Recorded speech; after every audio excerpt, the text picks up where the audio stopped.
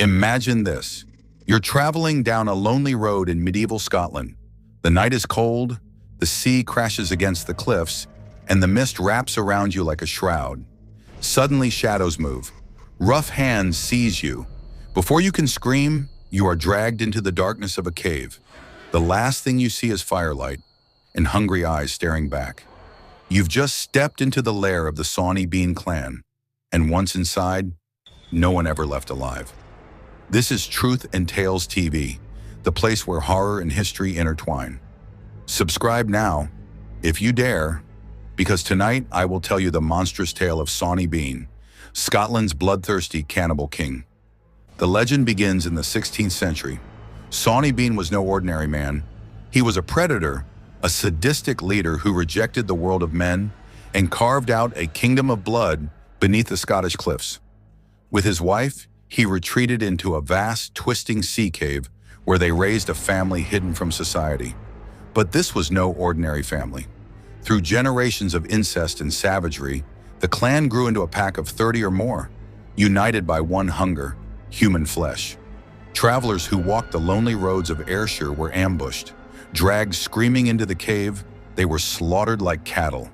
The Beans would hack their victims apart, salting the flesh for storage, feasting on limbs roasted over open flames. Piles of bones and rotting body parts littered the cave, proof of centuries of horror. At night, the tide would wash the blood and scraps back into the sea. Their reign of terror lasted for decades. Hundreds vanished. Villages lived in fear. The roads ran silent, for everyone who dared to travel risked becoming meat for the clan. Witnesses spoke of the stench, burned flesh drifting from the cliffs, cries in the night, and the gruesome discovery of severed body parts washed ashore. But it was a single mistake that brought them down. One night, the Beans attacked a man and his wife returning from a fair. The man fought back fiercely, and locals soon discovered the evidence of his wife's slaughter. With rage boiling, King James VI himself ordered a massive hunt. Soldiers stormed the cliffs, and at last the horror was found.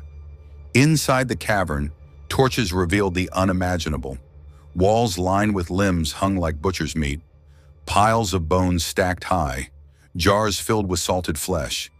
Generations of cannibals, men, women, and children, hissed like animals when cornered. There was no trial. The clan was dragged into daylight, bound, and executed in ways as brutal as their crimes. The men were dismembered alive, their limbs torn off. The women and children watched and screaming before they too were burned in flames. But the image of the cave remained, a place of nightmares where the echoes of screams and the smell of flesh seemed to cling to the stones forever. The Sawney Bean clan became more than a story. They became a warning, a tale whispered to children, a reminder that sometimes the monsters we fear are human. This is Truth and Tales TV. Subscribe now for more stories of blood, terror, and history's darkest nightmares.